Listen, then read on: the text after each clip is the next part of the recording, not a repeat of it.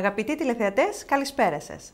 Καλώς ορίσατε στην εκπομπή του Hellenic TV, Ομογένεια εδώ Λονδίνο. Απόψε θα σας παρουσιάσουμε τις πιο σημαντικές εκδηλώσεις που γίναν πρόσφατα στην παροικία του Λονδίνου. Να σας υπενθυμίσουμε ότι οι τηλεθεατές μας από το Ηνωμένο Βασίλειο μπορούν πλέον να παρακολουθούν από το κανάλι 110 στα Freeview, την ελληνική τηλεόραση του Λονδίνου, καθώς και το τοπικό κανάλι Hellenic TV1 και ολόκληρη την πλατφόρμα του, που περιλαμβάνει 14 ελληνικά κανάλια από Ελλάδα και Κύπρο και πρόσφατες κινηματογραφικές παραγωγές. Επίσης, να σας ενημερώσουμε ότι το Hellenic TV πρωτοπορεί τεχνολογικά και οι τηλεθεατές μας πλέον μπορούν να μας παρακολουθούν από τα κινητά τους τηλέφωνα. Περισσότερες πληροφορίες θα μπορείτε να βρείτε στην ιστοσελίδα www.visiontvnetwork.co.uk. Αν θέλετε να αποφεληθείτε αυτής της μεγάλης ευκαιρίας και να διαφημιστείτε στα Freeview αλλά και στα κινητά μέσα από το Hellenic TV, επικοινωνήστε μαζί μας στο τηλέφωνο 020 82 92 70 37 ή στην ηλεκτρονική μας διεύθυνση info@hellenictv.net. Στο απόψινό μας πρόγραμμα θα δείτε τη δημόσια συγκέντρωση με θέμα «Αλληλεγγύη για τον Ελληνικό Λαό, αν νικήσει, όλοι μπορούμε να νικήσουμε», που διοργανώθηκε από το ΑΚΕΛ Βρετανίας σε συνεργασία με το Barnet Trades Council και το Barnet Alliance for Public Services. Επίσης δείτε την τακτική συνεδρίαση του Συνδέσμου Λευκαριτών Ηνωμένου Βασιλείου, καθώς και σχετικές συνεντεύξεις για τα σεμινάρια που προγραμματίζονται από το Σύνδεσμο σε συνεργασία με το Δημοτικό Συμβούλιο του Enfield την ερχόμενη Τρίτη και τέλος ένα μικρό απόσπασμα από τη συνέντευξη του Συμβούλου Εκπαίδευσης της Κυπριακής Υπάτης Αρμοστίας και προϊσταμένου της Κυπριακής Εκπαιδευτικής Αποστολής, κ. Σάβα Παυλίδη. Ας ξεκινήσουμε με το πρώτο μας θέμα. Την 5η 7 Ιουνίου, το ΑΚΕΛ Βρετανίας σε συνεργασία με το Barnet Trades Council και το Barnet Alliance for Public Services διοργάνωσαν δημόσια συγκέντρωση με θέμα «Αλληλεγγύη με τον ελληνικό λαό, αν νικήσει, όλοι μπορούμε να νικήσουμε». Η συγκέντρωση έγινε στο οίκημα της Ελληνικής Κυπριακής Αδελφότητας με κύριους ομιλητές τον καθηγητή Νομικής στο Birkbeck College, University of London και εκπρόσωπο του ΣΥΡΙΖΑ κ. Κώστα Δουζίνα, τον από την εκστρατεία Αλληλεγγύης προς την Ελλάδα και τον Χάρη Πολυκάρπου, τον εκπρόσωπο του ΑΚΕΛ από το Οικονομικό Γραφείο.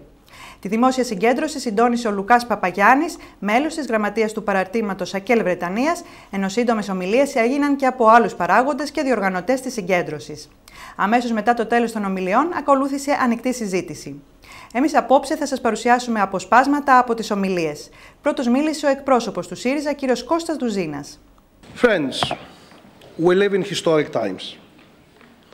It is perhaps not coincidence that Greece, the place where democracy was invented, where the word Europe, Ευρώπη, was also created, is currently, right now, the place where the heart of Europe is beating. Greece, in that sense, is the future of Europe. Democracy is being redefined. The economic and social system is well on the way towards radical change. And ΣΥΡΙΖΑ, the radical left coalition, the party of the radical left, has an encounter with history, a rendezvous with history on June 17. The Greek tragedy, what many people have called the Greek tragedy, is entering a new phase, the beginning of its end. And it was indeed a tragedy, in the classical Greek sense, because you had first hubris, the attack of the European and Greek elites upon the Greek people, an extreme case of neoliberal rearrangement, and that was the first part of that Greek tragedy.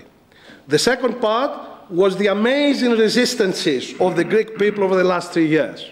And the denouement, the end of this tragedy, as I said, the catharsis, the Aristotelian catharsis, I think is about to start on June 17. So what I'm going to do is basically address those three kinds of ideas. First, the attack, then the resistance, and then the future after June 17. The catastrophe, economic, social, humanitarian, the catastrophe, the destruction of democracy. Let me give you just a few figures first and then move into real people. The Greek economy has contracted over the last 4 years by 20%. This is unprecedented in peacetime anywhere in the world. Unemployment, according to today's figures, is up to 22%. Youth unemployment, people between 18 and 24, up to 55%. I have created this neologism. We have a genocide, not genocide, genocide. The killing of a whole generation. A genocide is happening in Greece.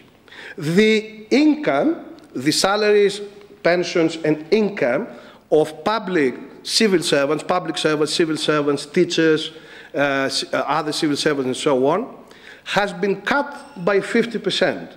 And I find particularly offensive, particularly morally hideous, that alongside the young people, older people, the pensioners who have worked all their lives, and they were looking to a dignified old age, had their pensions cut by up to 50%.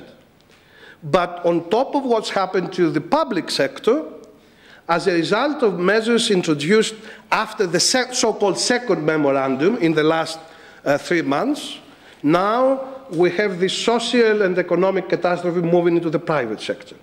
For the first time in Western Europe, collective bargaining has been abolished. For the first time in Western Europe, we have a huge reduction up to 35% of the minimum wage and indeed of the unemployment benefit. If you put all these things together and then you add those measures that reduce the income levels and you add the taxes that have been imposed, taxes across the board. You remembered here, what huge outcry took place only a few weeks ago when Cameron tried to impose a tax, a VAT on pies. Now, in Greece, VAT of 23% has been imposed on all hot food, takeaway food. Your standard souvlaki, you have to pay 23% in order to take home. And of course, the most, in a sense, offensive and symbolic of these taxes has been this property tax that has been imposed on all properties, and it was to be collected through the electricity bills, with the threat that if people cannot afford or are not prepared to pay this property tax, they would have their electricity cut. So we're talking about an economic and social catastrophe of unprecedented levels. But if you move now into real people, and what you see in Athens, then you're talking about a humanitarian catastrophe. Again, absolutely unique. Downtown in Athens, I just came back from Athens, every night, lots of people are sleeping in the street. Those of you who've been to Athens, Greece and Cyprus never had such a thing. People are killing themselves, committing suicide. We have 2 extremely symbolic events. Mr. Christoulas, who about a month ago shot himself in Syntagma Square, but only a couple of weeks ago, a 55-year-old musician pushed his elderly sick mother from the 6th floor of their building and then jumped behind her, both of them dead. In both cases, messages, suicide notes were left behind, attacking the Greek and international elites that had brought people to such a situation and asking people to join the resistance. So the homeless, suicides, over the last 2 days we also saw an ultimate attack on the basic welfare of people. Cancer patients did not have and do not have medicine. The state did not import the necessary amount of pharmaceuticals and medicine, and cancer patients, particularly those at the pretty advanced stage of the disease, are now begging to get their medicines. We're talking about things that, certainly we've never heard of before in Greece, Cyprus, anywhere in Europe, but also things that totally destroy what one could call the basis of Greekness, both in Greece and in Cyprus, a kind of ethos, an ethos of the people that I would, in a sense, identify with 3 words: philia, friendship, Philotimia, a kind of dignity and honor that is always addressed towards the other, but not in a utilitarian fashion, not in terms of some kind of reciprocation. And of course, philoxenia, hospitality. These things have been destroyed, or they're being destroyed by those attacks that really are unraveling the social fabric. They're turning people, to desperation, to depression. I mean, mental illness, and as I said, suicides are hugely on the increase.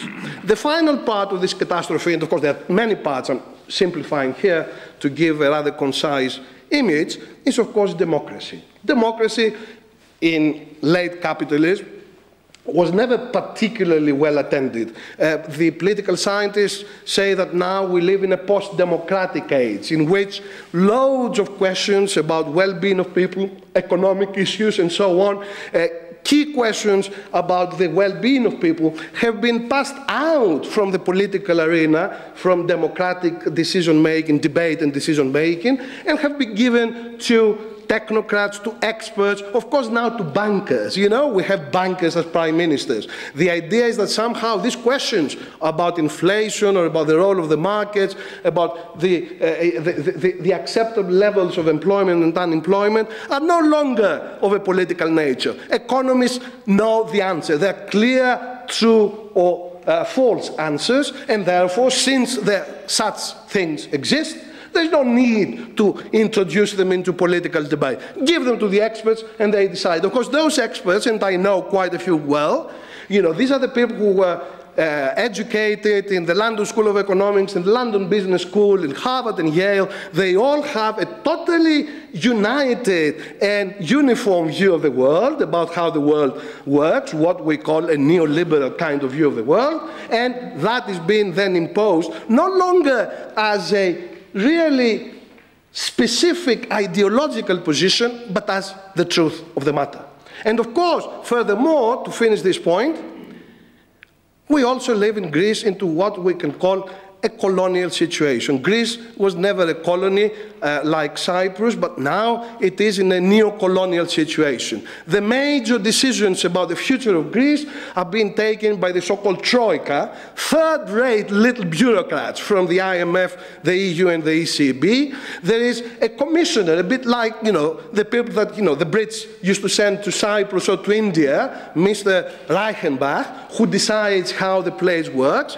Politicians were, the right and socialist politicians were asked to sign letters before the last elections committing the country to those austerity measures that are destroying. They're worse than the disease, the treatment is worse than the disease. And indeed, in the utter folly that we've had, there is now a requirement that neoliberalism, the basic tenets of neoliberalism, will be introduced into the constitution as well. So, in a sense, not just socialism, even some kind of mild Keynesian economic politics will be banned. You will be, in a sense, a criminal if you argue for some kind of Keynesian. So democracy has been abolished. But I would like to add here that it is not just the Europeans. It is not just the capitalist crisis. The Greek elites, in a sense, desired the debt. And they are using the debt in order to rearrange every aspect of life in Greece, using Greece as a guinea pig, where if the experiment succeeds, then it can be exported to other European countries. That idea of rearranging the way that economic and social life in late capitalism works, that kind of huge poverty, impoverishment, misery to people will then be exported to the rest of the world. And it is quite interesting that some of the changes, some of these catastrophic measures, particularly in relation to labor law, social relations and work relations in the private sector, we now know were not imposed upon Greece by the Europeans and the IMF, but they were actually introduced by the Greek elites. Στη συνέχεια στο βήμα ανέβηκε ο Πολ Μάκνεϊ από την εκστρατεία Αλληλεγγύης προς την Ελλάδα, Greece Solidarity Campaign. With such a comprehensive summary by Kostas, It's a bit difficult to know how to rearrange what I'm going to say, but I'm going to be personal, first of all. In 1967, I arrived by train with my £50 when they controlled capital in this country, in Greece, and was there for 6 weeks. I made some friends. I was taken by a friend, Takis Asimokopoulos, if anyone knows where he is, and he took me in a back room, and he took me in a cupboard in the back room, and he put speakers over my head, and he said, listen to this music. And the music was Theodorakis. I said, that's wonderful music. He said, don't sing it, don't play it outside, it's forbidden by this military government which had taken over. In fact, the first experience we had, 6 of us came across Europe on the train. We got out the train at the station, and we were stopped by police and 1 soldier and told we were an illegal gathering and had to be separated. Since I was 17, I have followed what happens in Greece ever since. I was taken about the same time to a place, and the guide said, this is the spot where democracy started. It was a sort of fenced-off area, which was highly ironic when it was in a country where it was being destroyed at the time. So when earlier this year we got an appeal from Theodorakis asking for solidarity with the people of Greece, and it was countersigned by Manolis Glazos.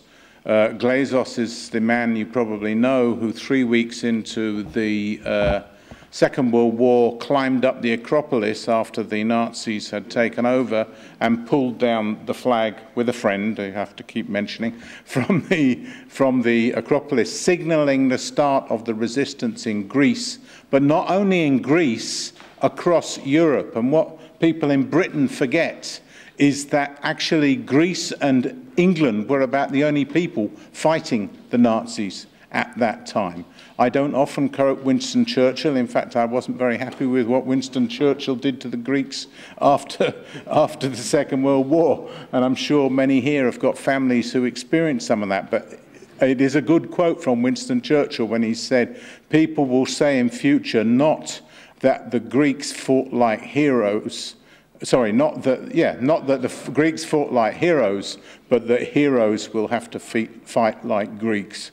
And people here don't know that. They don't realize. I mean, the Greeks held up the Nazi advance. They certainly didn't help with the invasion of Russia and so on and so forth. So I became more and more aware of a tradition. But that appeal from Glazos and Theodorakis was taken up. We went to see Tony Benn. Tony Benn issued an appeal here. We got thousands of signatures. Out of that appeal and the signatories, we established the Greece Solidarity Campaign. By the door, there's a leaflet which explains what we're all about. But the first thing we did, and there are 2 or 3 people here who were on it, we went on a delegation to Greece to see what was going on. We learned lots of things. I mean, I don't know if people are aware of the significance of the 21st of April for Greece, not just because that's when the colonels took over, not just as in our family because it's my daughter's birthday, but because the Turks arrived for the Treaty of Lausanne, which led to the mass change of populations. There's people here who come from Pontus, I understand. And on the 21st of April, was it 1922 or 3? I can't remember. Actually, the 21st of April is the date when the British troops withdrew from Greece, from Volos, in the Second World War. And what date do you think the International Monetary Fund chose in 2010 to arrive in Greece? The 21st of April. And when we asked round on the delegation how people felt about the International Monetary Fund, you know, the saviours who were coming to rescue Greece, we learnt fairly quickly, we didn't have to speak any Greek, we learnt pretty quickly that these people were seen as another invasion. I mean, you talk to people here and they've watched the news, and the International Monetary Fund sort of is presented like benevolent folk. They come round and they say, we understand you've had a spot of bother recently and we'll give you a bit of money to tide you over, help you through the difficult period, and then you can join with the decent and respectable international community again later. Actually, what happens is that money is given to a country to repay banks. Most of it goes out to the rescue of the banks. And at the same time, they impose conditions which prevent that country from, with any dignity, getting out of the crisis it's in. So I learned at school that in the 1920s and 30s, the Great Depression here, they should have adopted Keynes's ideas, they should have invested, etc., etc. That's forbidden under the terms which go with the memorandum, which goes with the bailout. Never mind any socialist policies. They're all forbidden. It's about privatization and cuts. People there talked about the pigs, which is Portugal, Ireland, Italy, occasionally Greece, Spain. They described themselves as guinea pigs. Test bed has been said here. It's interesting, really, because I actually see Barnet local government as a bit like a test bed for privatisation and cuts in this country, and it's good that we have the newly elected councillor here who represents a different tradition. If we had any doubt about what's going on, I mean, with the IMF, for example, they appointed the French ex-finance minister, and they got rid of that bloke who did disgraceful things in hotel bedrooms, and she became a sort of smiling face for the IMF. Someone accused me the other week when I had my parting a bit more central of trying to look like Christiane Lagarde. Without, I had to get rid of the beard, of course, and but we learned the true nature of Christiane Lagarde in that speech, which is an interview in The Guardian, and what the insult she had to say about Greece. She was asked how she thought about the fact that people in Athens, and I'm not going to go through all the figures, even though I had them here, because Kostas has done it, about people not being able to get drugs and so on and so forth, parents not being able to feed their children, people scavenging on rubbish heaps and so on. And she was asked whether she's able to block out of her mind these things when she imposes things on Greece. She said, I think more of little kids from a school in a little village in Niger who get teaching 2 hours a day, sharing one chair for 3 of them, and who are very keen to get an education. I have them in my mind all the time because I think they need even more help than the people in Athens. It's actually disgraceful for Lagarde to use the poverty of African children to justify what the IMF policies are doing to Greece. And to add a few points to the tragic list that Kostas gave, I'm sure you know about the health service, people not being able to get drugs. My life was saved by doctors in Greece. I had a heart attack there in 2005. I was in Kalamata Hospital for 2 weeks. They weren't the best resourced of hospitals, as I'm sure you know. They often had equipment but didn't have people who could use it. But they saved my life. So I'm very interested in what's happening in. Αμέσως μετά μίλησε ο εκπρόσωπος του ΑΚΕΛ, κύριος Χάρης Πολυκάρπου, ο οποίος έδωσε περισσότερη έμφαση στο οικονομικό θέμα της συζήτησης. Ακολουθεί ένα μικρό απόσπασμα από την ομιλία του. Dear friends, on behalf of the Central Committee of AKEL, I would first like to thank you for the invitation to participate in this meeting that is organized for solidarity to Greek people. I would like to assure you that we remain in solidarity with the struggles of the Greek people, and we support their efforts to overcome the challenges arise from maybe, as Mr. Duzina said, the most crucial moment in modern history of Greece. Paul and Kostas have presented a clear view of what's happening now in Greece. And I would like to avoid this. From my side, I would mostly focus on the roots that initiate the current situation in Greece, and not just in Greece, but in whole Europe. Humanity in Europe and worldwide is experiencing a deep crisis, not just economic, but rather systematic, that expands from the economic to social and political level. European Union, over the last 2 decades, has drawn a series of fairy tales promising to European nations a lifetime of prosperity and economic growth, based on dogma of becoming the most competitive economy in the world. What was the result of this declaration that highlighted the political philosophy of the whole EU decision-making process? Single European market on the late 19th, then led by the launch of the Eurozone with Euro as the single currency, and lately evolved to a so-called improved economic governance union, initiate a new era. An era of expanding asymmetries and inequalities, not just between North and South, East or West, but especially in the heart of each economy, between capitals and workers. These asymmetries were combined with deregulated financial markets, liberalized markets in products and services, and increasing financialization of the economy, as well as reduced public investment and increased labor deregulation. I would like to clarify that our reference to EU serves as a vivid example that neoliberal policies established as the key economic policy around the world are not just happening in EU, but is all over the world, and have today led to a dead end. The systematic crisis is accompanied by the closure of thousands of businesses, large and small, and the vertical reduction of global production.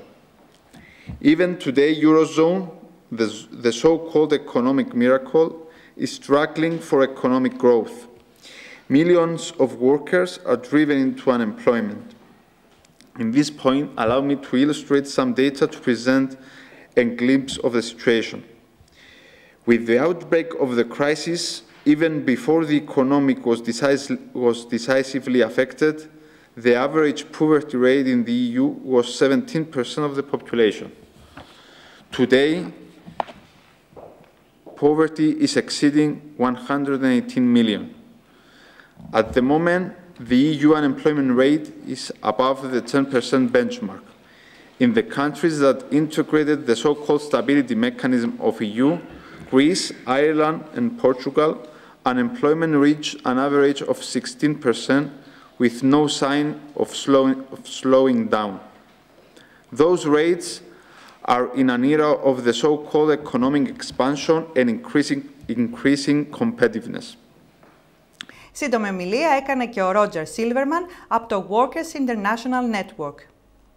I think one thing that Kostas said to me just before the meeting started, we were talking about the history of Greece and of the Greek working class. I know something about this because in the 70s, which was the last period when there was a big revolutionary upsurge within Greece, I was a correspondent for a socialist newspaper, and I was almost commuting between London and Athens at that time, and I really kind of steeped myself in history. And I can say there is no working class in the world which has such a prolonged and consistent and revolutionary and militant record as the Greek working class. And Costa said to me before, they picked on the wrong country, and they really have. But I just want to give, to put it in historical context, just to give 2 or 3 examples which I've never forgotten.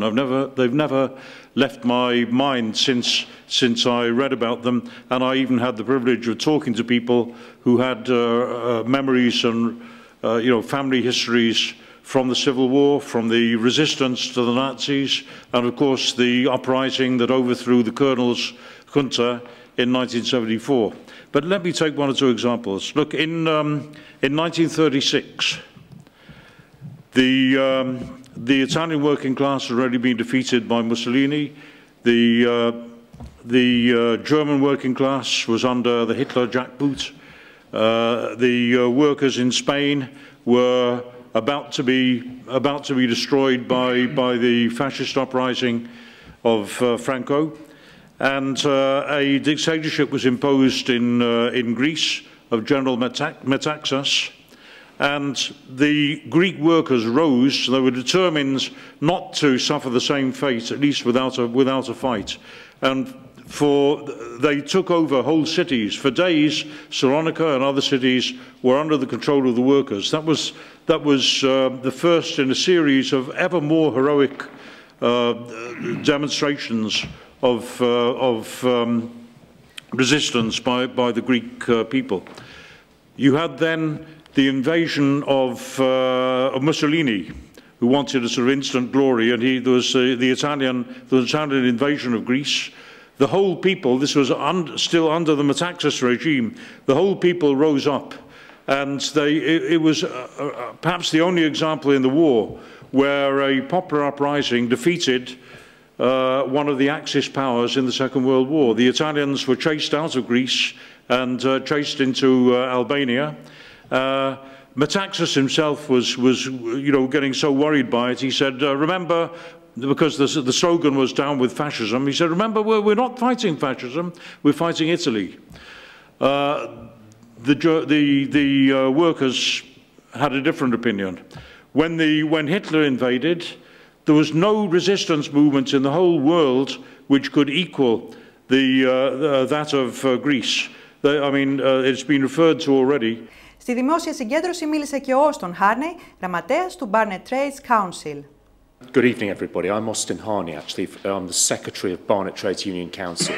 And first of all, I'd like to thank Julian Silverman from Barnet Alliance of Public Services who organised this meeting, or one of the people who organised it. But I just thought it's really truly uplifting, this meeting, and just wanted to make clear that what we're trying to do is we're trying to set up links internationally already.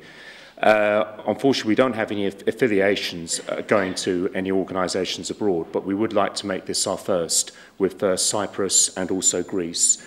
We have a very strong Greek Cypriot population and also Greek citizens living here in the London Borough of Barnet.